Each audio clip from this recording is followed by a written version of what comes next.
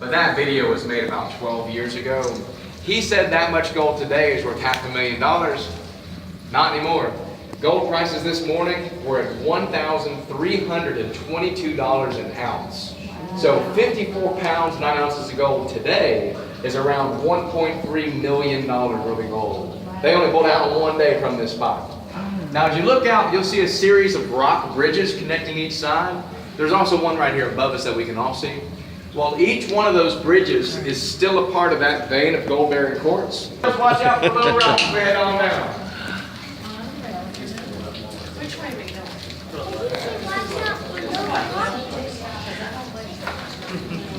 Alright, so watch out for the low rocks. Ground that looks kind of like melting ice cream, which is called stalagmites. The ones hanging down looking like icicles are called stalactites. Growing rocks. You'll see them really well when we come up there. A lot of gold inside of that rock right now, but you're probably not seeing any of it. All of that orange, green, and yellow stuff, that's going to be either rust or fool's gold. The real gold inside of the quartz is tiny. If you can see it, it's only the size of cooking flour. The majority of it's microscopic. So to get it out, you have to blast out the quartz with dynamite, crush it with massive stamp hammers to turn it into a fine dust or mercury. Because gold will stick to mercury. It forms an amalgam with it. So throughout the day, you would scrape off your mercury and gold, take it to a furnace where you there melt down the gold and burn off the mercury to separate it out. And that got out a lot of the gold, but not all.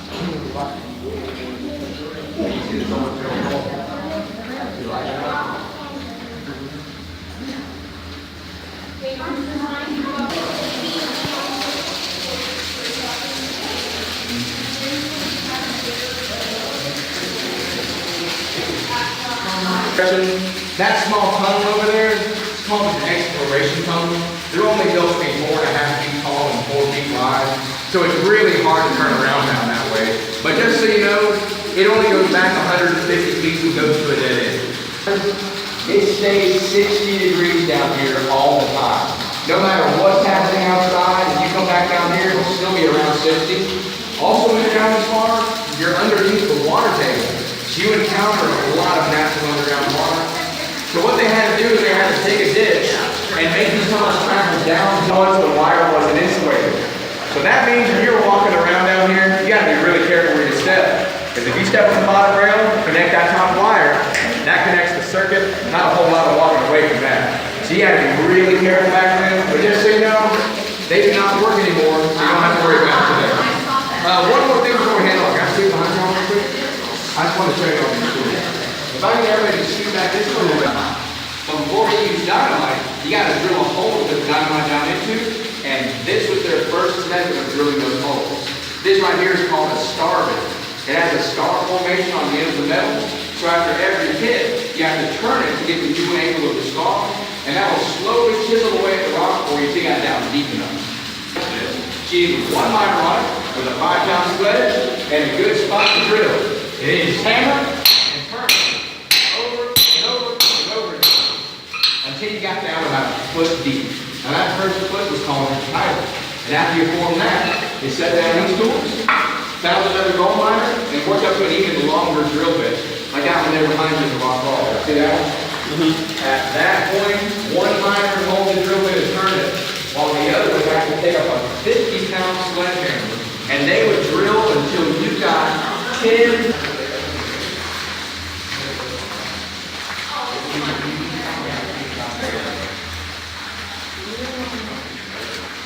It keeps on going down.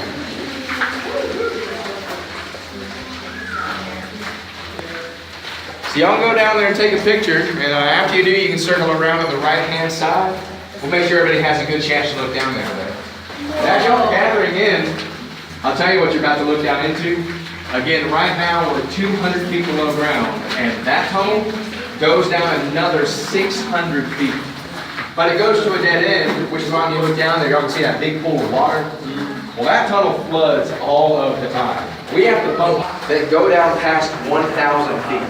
And if you were to add up every single tunnel in this mountain, we have nearly 6 miles of tunnel down here. So it's a very large gold mining operation, especially for Georgia. But after y'all get a good look, y'all can circle back. Aha, yeah. I saw that. Is that a drill?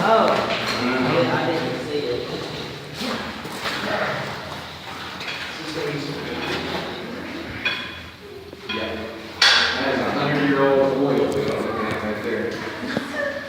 See all those handprints on the wall? That's what they came from. People holding this thing the wrong way.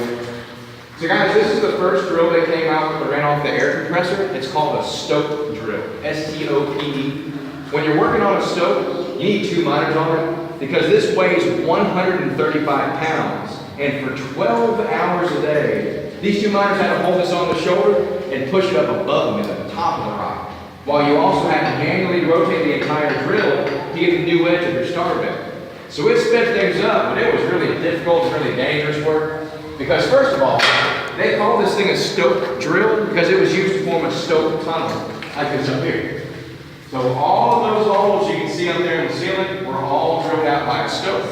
But to get up to where you're going, you have to build your own wooden ladder to stand on while you're holding this drill and pushing it up above you. So height is a little bit of an issue. But here's your main problem. When you drill up above you, what's falling down on top of you?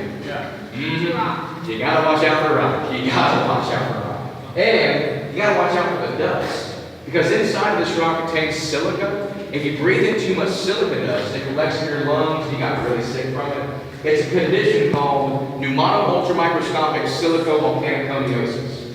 Now the way you would try to avoid it is you would take a bandana, soak it in the water, and tie it right over your nose to help filter out the dust.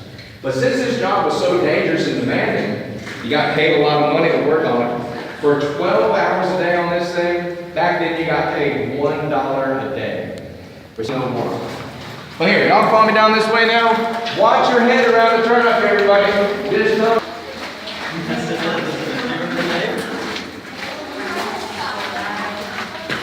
Al. And that's why I got this thing on my head. Oh, look at the mine cart, Jesse. That's kind of neat. Y'all want to see this thing work real quick? Sure. Check this out. So this is called a 1903 half-track cart. Now see how skinny it is? It won't fit on these main rails. This actually worked outside of the stamp mill.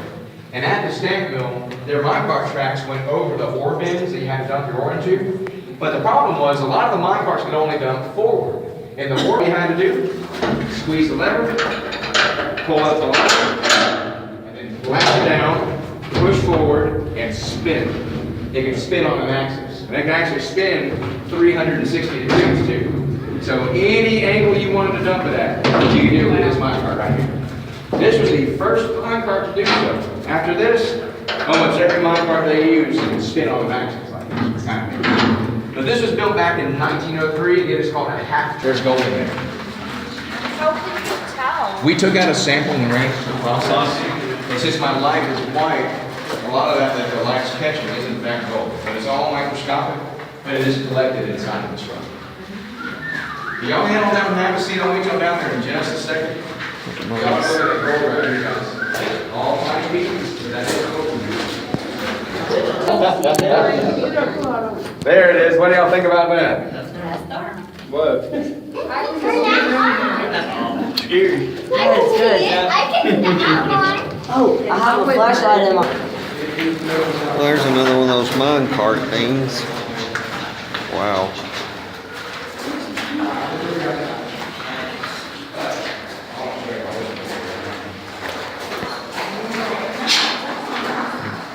Oh, look at there. What's that thing?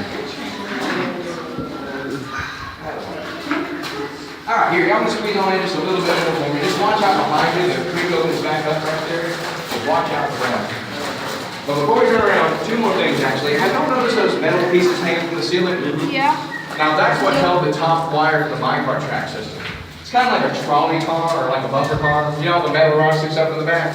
It's the same thing that these were doing. But what's cool about the insulator that held the top wire, you can read on the underside when it was made and who made it. Right here. This was the main drill that they were using back then. It's called a drifter drill. called a drifter, because this was used to make the tunnels we've been walking through, called drift tunnels. But this was made by a man named Edward P. Alice, later on formed a company known today as Alice Chalmers. She actually started out with mining equipment, which is pretty neat. But they designed this to where it's just, while it's being held up, you can move it around, and there's a corkscrew underneath it. So all you had to do is turn a lever, and that would push it right to the rock for you. But a really nice part about this drill was the drill bit. This drill bit right here is hollow. Y'all see that? Well, they found out the longer you drill in the rock, the hotter the drill bit got. And if these drill bits get too hot, they would get stuck.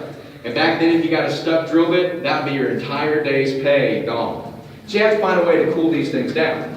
And on the other drill I showed you, they didn't have hollow drill bits. To cool those down, you have to change them out every 10 minutes. So when they were developing the drifter drill, they decided to make the drill bits hollow because this drill here can actually shoot out pressurized water through the drill bit to cool it off. But immediately after shooting out the water, you got to shoot out some pressurized air to clean out all that water. Also, since it's built to be stationary, not only did they have the drill bit to handle it would spin at the same time. So you get the new angle of your star bit. So it hammers, spin, shoot out water, or air. This was built back in 1903, and it still works to this very day. That's why it's hooked up for you right now. We're going to give this thing a little test run. Now, if you have sensitive ears, you might want to start with unplugged. It's not too noisy, and I'm only allowed to run it at 1/5 of its maximum power. But since we are pretty close to it, you might want to start with your ears plugged there. But when everybody's ready, we'll do it on the count of 3. Y'all set? All right, here we go. In 1, 2.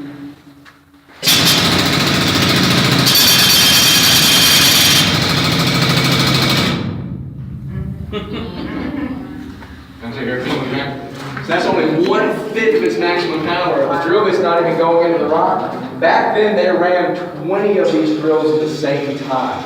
They said if you worked on this thing for a month straight, your hearing would be completely gone. I mean, history. So when you sign up for this, you're only allowed to work 2 weeks. Then you're forced to take 2 weeks off on a rotation. That way you kept your hearing a little while longer, about 4 months, maybe 5 months if you're lucky. When you signed up for this, you knew going into it, your hearing's going to be terrible. However, you got paid more money. Since you're only allowed to work 2 weeks at a time, for 12 hours a day, you got paid $1.50 a day. Not too bad right there, especially back then. That extra 50 cents and that guaranteed hearing loss attracted a lot of married men to this job right here. All right, y'all follow me right back this way, everybody.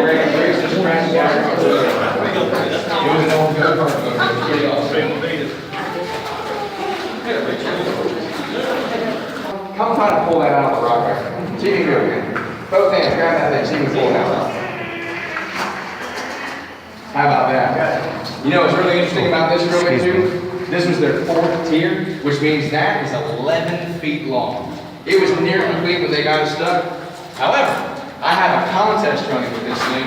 If anybody can pull out that drill bit, I have a crown upstairs. I will give you the crown to this gold mine if y'all can pull that out. I promise you that crown is yours. It's a beautiful crown. That's how I use a number to beat Yeah, you can use anything you have with you right now. What do you think? I don't know how to beat it. We have to use some dynamite, I think, and blast that stuff. Yeah, I don't think I can go anywhere. But I think y'all need to go try it, girls. I'm gonna see outside of it. Joey, why don't you let some of these other guys try? Jesse, You should at least try it. careful. You almost ran into those folks. Oh, okay. Gotcha, Jess. All right. He's determined. Look, guys, the crown is See that thing when we're coming in? Did he say what? directly above them. You see some more called stalactites hanging down from the ceiling. They kind of look like icicles. But whatever you do, please don't touch them. They are very fragile, and the oil from our skin will stop them from growing. And these are still growing too, so please don't touch them. Y'all can look at them up here on the left-hand side. Again, stalagmites come from the ground. Stalactites hanging down directly above. Bill,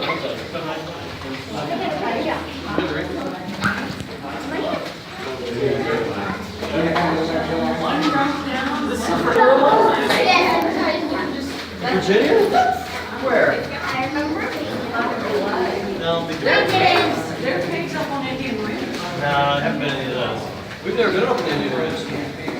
They're very small. We wanted to go find arrowheads, don't we?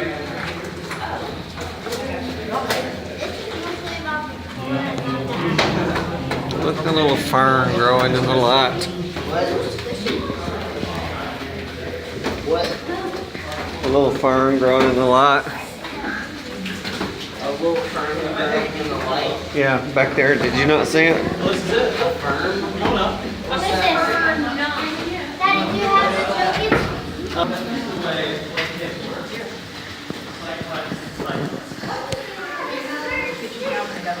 Y'all hear the sound change right there? We gotta drain and redirect a lot of water down here. Oh, that's right. I mean, that was a different way, right? Yeah, that was different. This is nice, because there's the animal district. Yeah.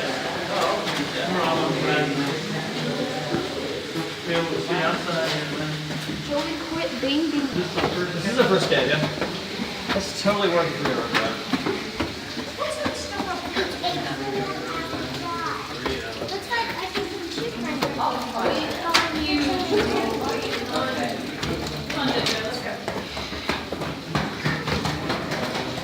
Oh yeah, this is